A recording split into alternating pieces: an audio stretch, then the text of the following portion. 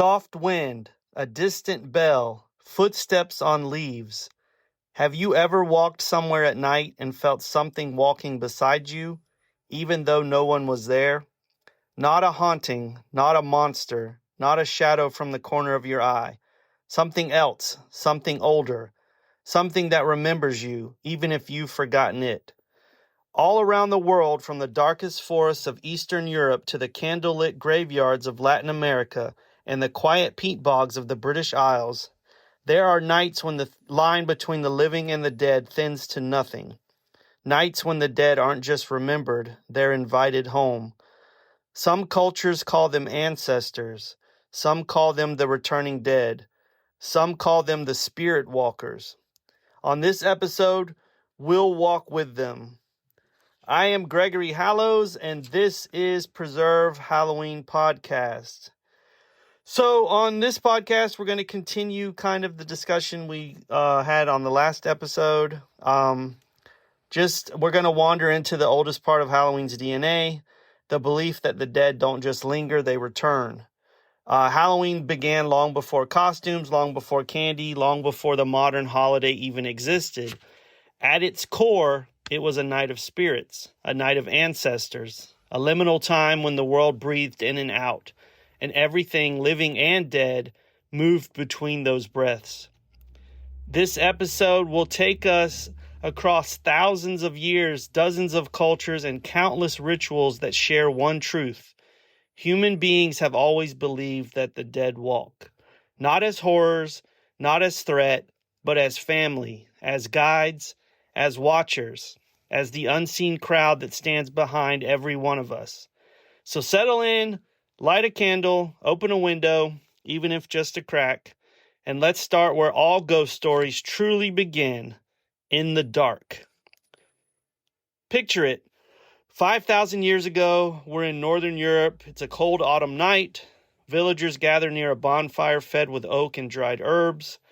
Above them, the Pleiades star cluster has just risen, a seasonal marker in many cultures indicating the beginning of the dark half of the year. This moment wasn't about fear, it was about connection. Across the ancient Celtic world, the night we now call Halloween was once Samhain, when the doors between worlds swung open. Not opened by magic, not forced by spirits, but simply opened by nature. Life and death weren't opposites, they were a cycle, and that cycle had a season. On Samhain, the dead weren't ghosts. They were visitors. They were elders. They were the people whose blood still beats in the living. In these early gatherings, the living weren't dressed up to scare anything away. They dressed in rough disguises, animal skins, soot-darkened faces, straw masks, not to frighten spirits, but to blend in with them, to walk beside their ancestors without being overwhelmed by the power of their presence. This wasn't trick or treat. This was spirit walking, a night when humans and ghosts shared the same roads. So let's widen our lens. Because this belief that the spirits return on a specific night isn't just Celtic, it's not just European, this is a global belief. In Japan, the festival of Obon welcomes returning ancestors with lanterns, food, and dances. In Mexico, Dia de los Muertos, the Day of the Dead, is a joyful homecoming. There's altars, there's candles, there's marigolds, and paths of, I'm going to say this wrong, I apologize now to everyone in Mexico, Simpusashil, guiding the dead back to their families. In China's Hungry Ghost Festival, the wandering dead are fed to keep them strong and content. In Haiti, the Gede, spirits of the dead, dance, laugh, and celebrate through their living devotees. In ancient Rome, the festival of Lemuria was meant to honor restless spirits and guide them peacefully home. These were all different continents, different languages, different religions, but they all had the same belief that there are nights when the dead walk among us. Humanity didn't invent ghosts out of fear. We invented ghosts out of memory. So why do so many cultures believe that the dead return in late autumn? This is, an around the world cultural thing. There's three very powerful reasons. Number one, this is when the harvest is finished. Once the final crops were collected, society had time to reflect. This is when they had time to honor the dead. This is when they had time to gather together. So that's the first reason. Number two, nature is dying. This is when animals migrate. This is when the cold creeps across the land. The world itself looks like a boundary between life and death. And number three, the stars made a calendar. Many ancient cultures, the Celtic, the Greek, the Chinese, the Middle Eastern, they used the rising of the Pleiades in autumn as a spiritual clock. The dead return when the year itself turns toward darkness. Halloween wasn't just a whim. It was astronomy. It was agriculture. It was a myth made real. So, who are these spirit walkers? Who are the spirit walkers that we believed to return? They were not monsters. They were not predators. They were not Hollywood-style ghosts. They were our ancestors, our loved ones, lost family members, children who died young, elders whose wisdom still mattered to us, those who've died violently and needed their peace, guardians of land and of home. In many cultures, these spirits weren't frightening. They were comforting. The fear would come later. The church would add demons. Folktales would add warnings. Victorian writers would add horror. But originally, the dead were our oldest ancestors. They were the ones who wanted to walk with us just one more time. And so that leads us to the cultures that walked with the dead.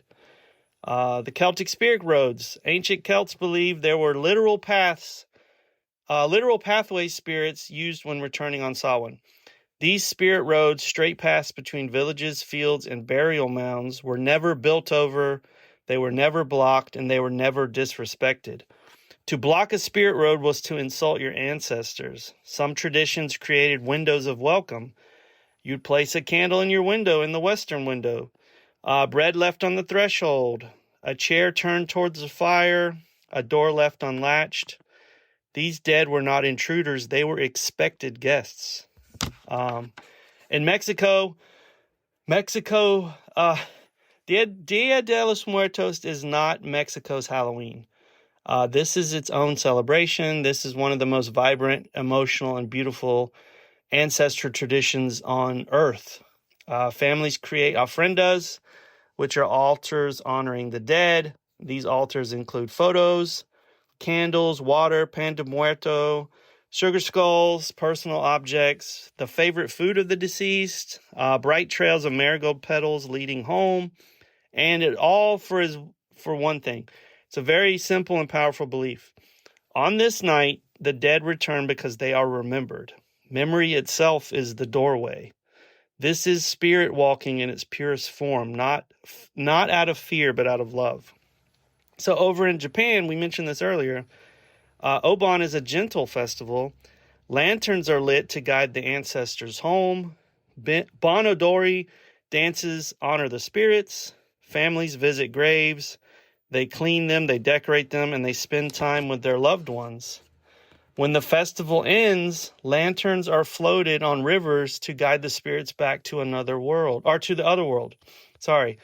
This is not a goodbye, but it is a promise to come back next year. So it's just a visit until the next time. In China, the returning spirits include ancestors, wandering ghosts with no families, unhappy or restless dead, forgotten souls, and offerings were made to all spirits, not just relatives. They used food, incense, paper money, clothing, even paper houses and cars. And the idea was very simple. If the living show compassion, the dead show gratitude. For the dead, a generous world is a safe one. So that's how in China they handle the spirits.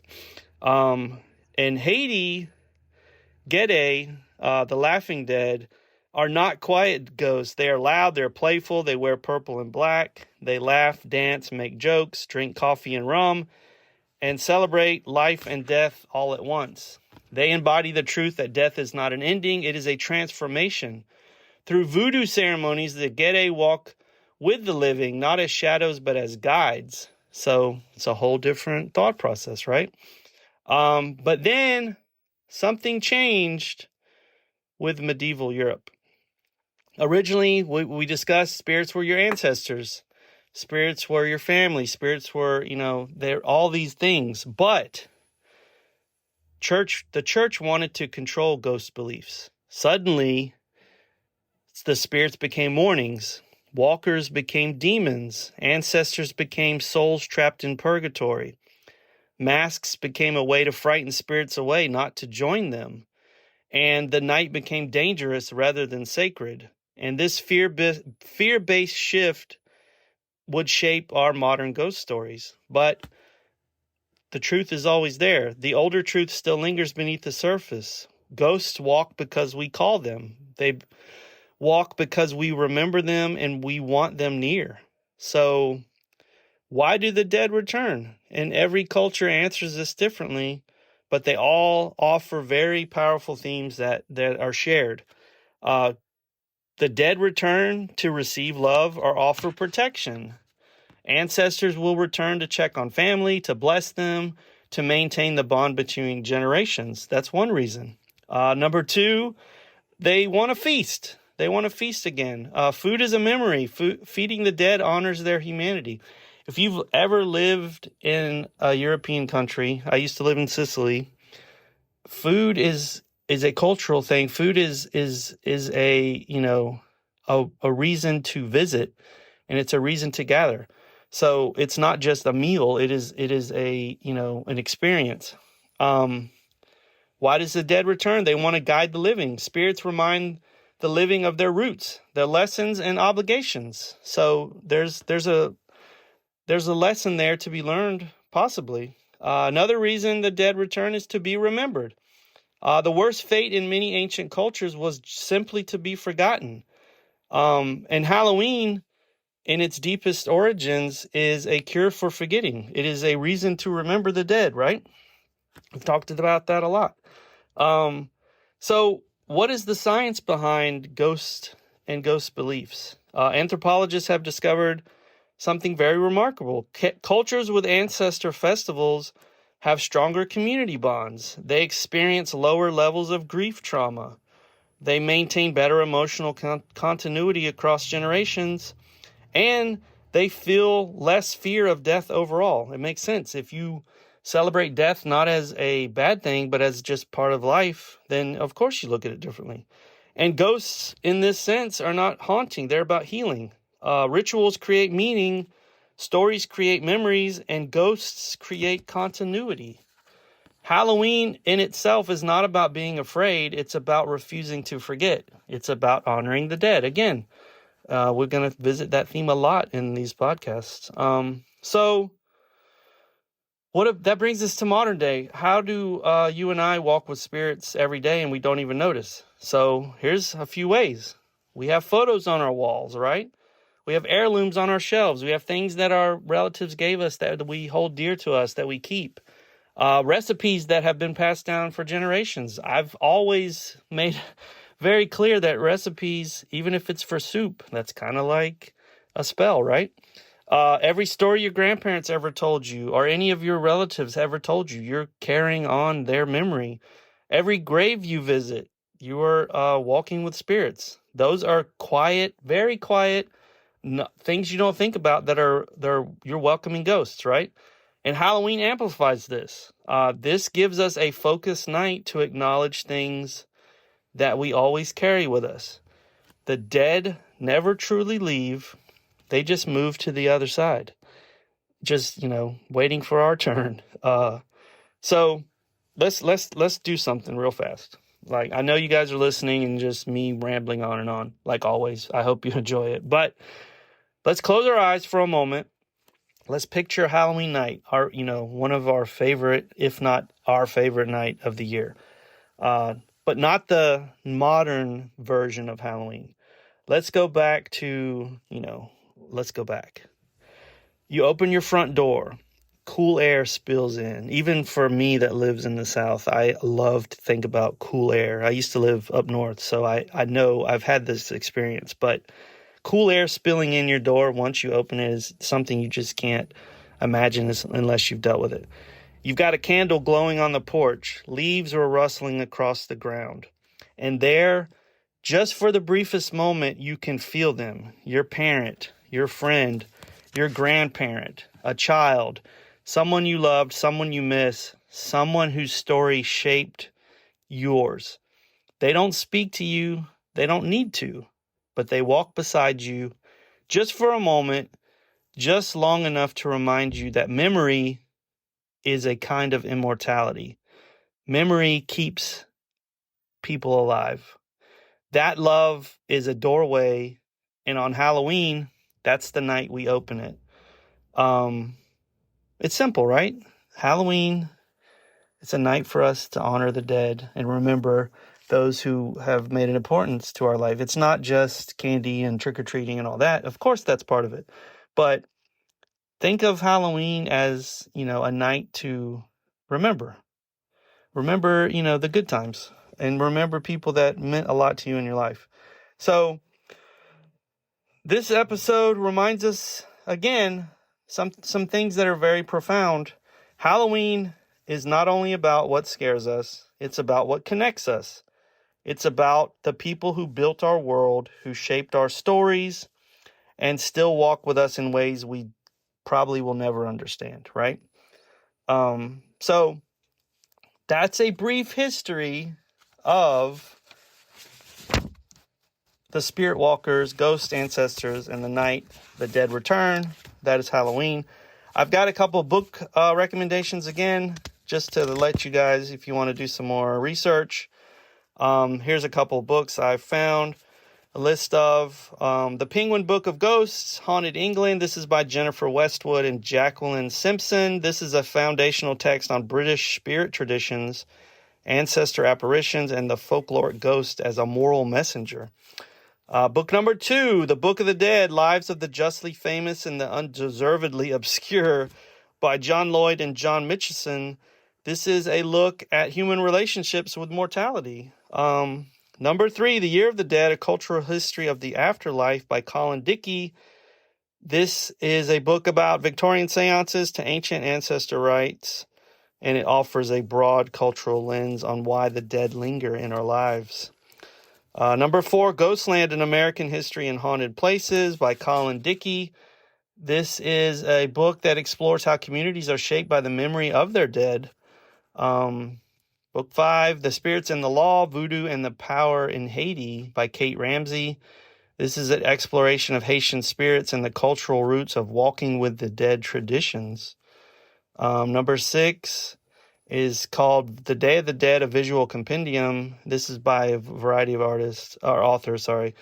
This is a survey of Dia de los Muertos, the altars, the iconography, and the ancestors' return beliefs. Number 7, Oban, Celebrating the Spirits of the Ancestors. This is a book about Japan's Ancestor Festival and the rituals guiding spirits home. The Celtic World, Miranda Green wrote this one. This is scholarship on Samhain, spirit roads, and ancient Celtic beliefs about the returning dead. Hungry Ghosts, Tales of the Supernatural in China by Alvin P. Cohen. This is a collection of Chinese ghost traditions, rituals, and stories that shaped Hungry Ghost Month. Number 10, Death, Ritual, and Belief by Douglas J. Davies. This is a book about global death rites and why ancestor veneration persists across cultures. Folklore of the Ghost by Adam McComber. This is a study of ghost archetypes in mythology, storytelling, and collective memory. And the last book on the list of recommendations is The Penguin Book of the Undead by S.T. Joshi, who is the editor. This is a book of ancient texts referencing the dead, returning to the living. Penguin books are pretty good. Like, I know that they're, kind of looked at as just like a brief history of whatever, which is kind of what this podcast is, but maybe that's why I like it. I don't know. But I always think they're really well made and the information's great. So until next time, stay strange, stay curious, stay spooky, and always preserve Halloween.